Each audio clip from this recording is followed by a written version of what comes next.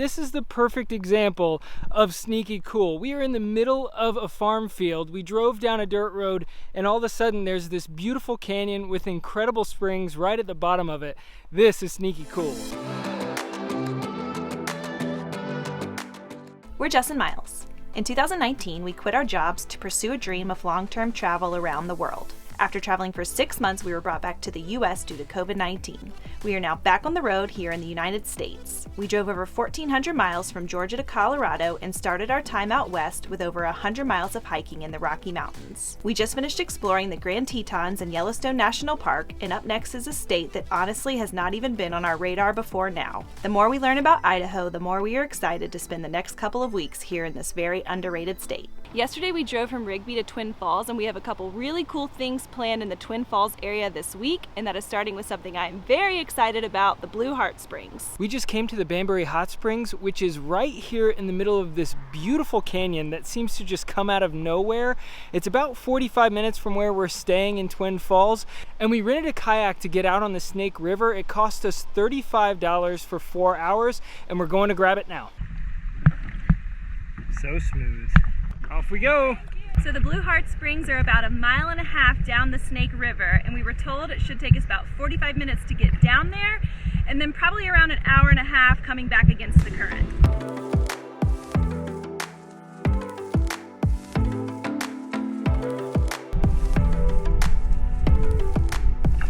Oh good God! Apparently there's fish all around us, and they really scared me. We've only been paddling for about 15 minutes and we're already coming up to Box Canyon State Park. We're not going to be able to paddle up into the canyon, but we're looking forward to hiking in there later this afternoon. We're going to give it our best go. Here we go. Not making much progress. I think this is as far as we're going to make it.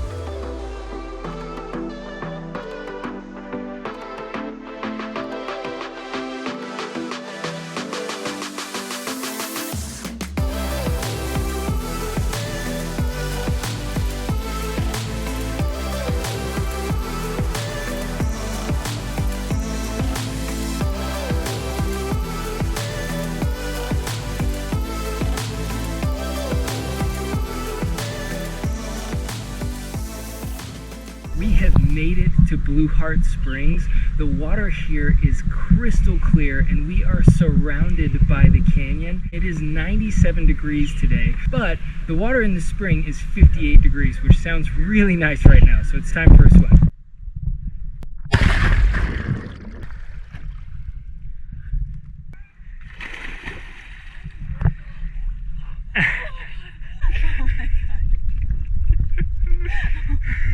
That's so much worse than I thought it was going to be.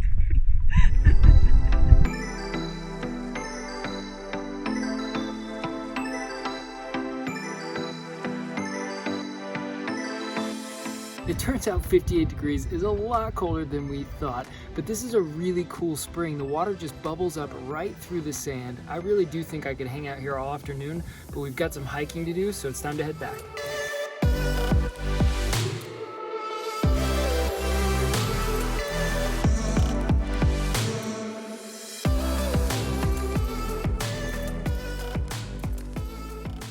We just made it to the Box Canyon Springs, which is a part of the Thousand Springs State Park. Thousand Springs is actually made up of 7 different parks, and we're going to be visiting a few of them while we're here. There's a short hike we're going to be doing this afternoon, but first we're going to make a picnic dinner. There isn't an ounce of shade anywhere in sight, so we're going to be doing our picnic in the back of the car. It is still 97 degrees. It is almost 7 p.m. What I wouldn't give to be back in that spring water right now.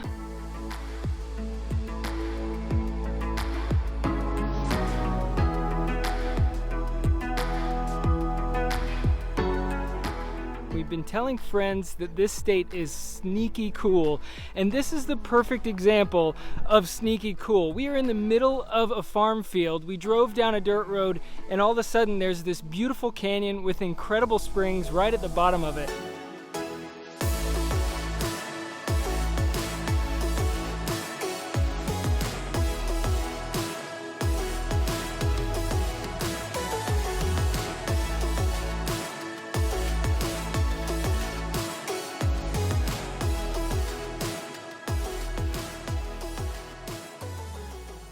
We've been following along the rim for about a mile now, and it looks like we're actually about to dip down into the canyon.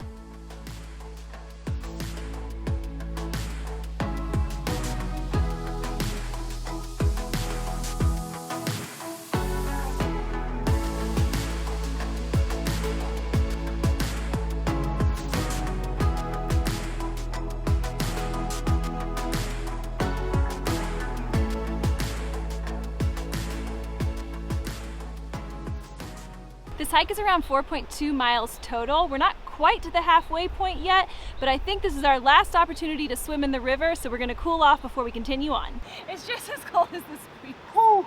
My legs are numb. Are you doing it? Woo! Come on.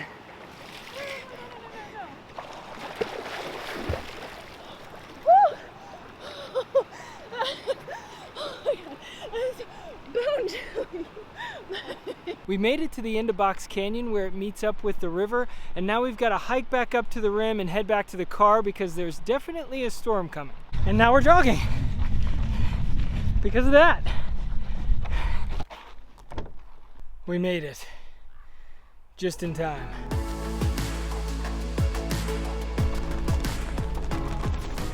It is our second day in the Twin Falls area, and today is going to be all about the waterfalls. Twin Falls is actually nicknamed the City of Waterfalls. There are over 30 in the area, and we have narrowed it down to a few must-see spots for today.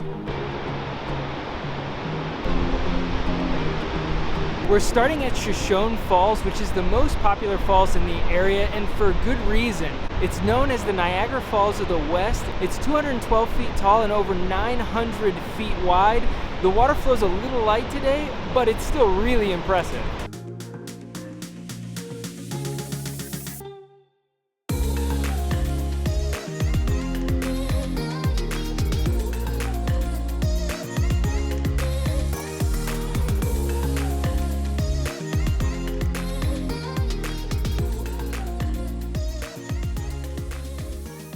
We've come about a mile down the river from Shoshone Falls. We're hiking down to Pillar Falls now, which as it turns out is a pretty unmaintained trail.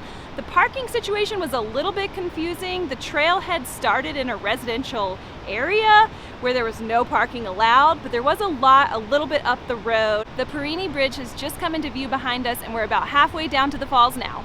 When they say the trail is unmaintained, they mean it. This is a really steep trail with a lot of loose rocks, and the runoff from the water just runs right through here. So even though it's only about a half mile down here, it's pretty slow going so far. Also, we thought it was hot yesterday at 97 degrees when we were kayaking in the river, but it's actually 99 degrees today, so I'm not looking forward to climbing back out of this canyon.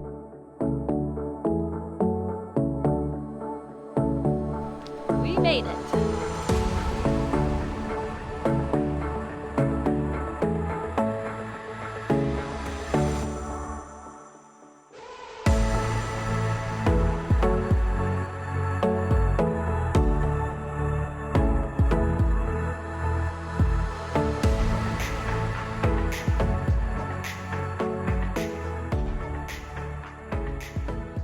I don't know how much I would classify this as a waterfall, but it's still really cool to be down here in this canyon surrounded by these huge rock pillars right here in this riverbed. We thought we were gonna swim here, but with the water level so low, I think we're gonna cool off a different way. So now we're cooling off with some ice cream, and it is melting quick.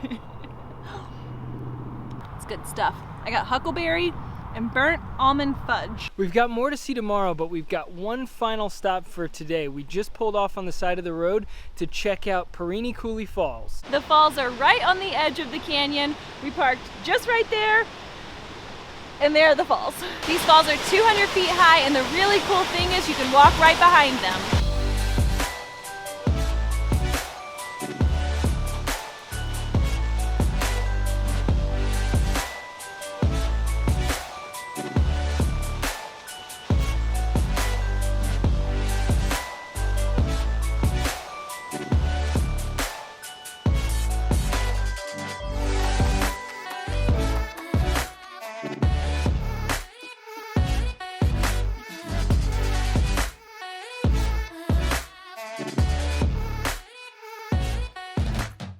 This is such a big waterfall, and it's just hidden in this little cove of the canyon right by some bushes. You would never even know it's here. It is our third and final day in Twin Falls, and we have gotten up really early this morning to try and catch the sunrise at the Purini Bridge. It is very hazy, so not thinking we're going to get much of a sunrise, but it's still a really nice view to start the day. This is a really cool bridge that spans 1,500 feet across the Snake River. It's nearly 500 feet tall, and not something we're going to be doing, but fun fact, it's the only place in the country where you can legally base jump without a permit year-round. The sun is officially supposed to come up in 1 minute. It's a lot of white sky. Before coming here, my first thoughts of southern Idaho really only included farmland and potatoes, and it's amazing how this Snake River has just transformed this entire area. We've only been here for a few days, and we've seen so much beauty throughout this canyon. Sunrise aside, of course. No sunrise this morning, but we did just get to see 2 people base jumping, and that was really cool. Make that 3 people base jumping. I honestly didn't think we'd see anybody base jumping on a random Thursday morning, but this has been really cool even though we didn't get a sunrise.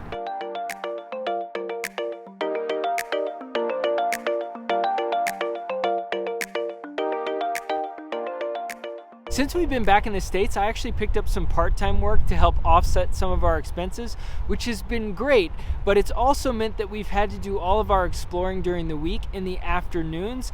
Thankfully, here in Twin Falls, that's been really easy because there's so much to see and do. It's 3 o'clock now, and we've just come about 45 minutes out to Ritter Island. So the park technically closes at 3 p.m., which is kind of a bummer because that means we won't be able to get on the actual island, but the 2 falls that we came here to see are actually outside of the gates. We have Minnie Miller and Lemon Falls, and we're gonna go check those out now.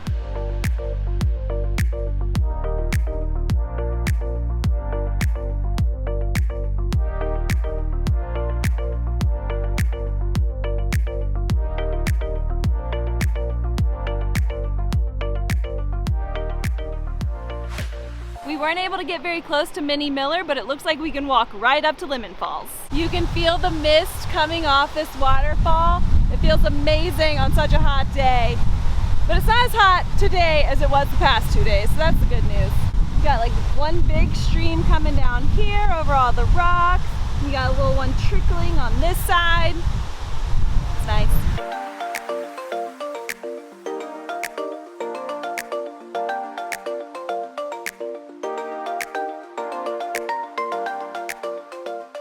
This has been a cool spot, but we've got one more place to check out today. We have just made it to our last stop here in Twin Falls. We're at Milton Gorge State Park, which is a 450-acre park, and it's got several different viewpoints along the gorge that we're going to be checking out. The crazy thing about this park is that it's just right here off the highway. Like everything we're finding in southern Idaho so far, it is just so unsuspecting. If you were driving along this highway, you would have no idea that there is a 250-foot deep gorge right here.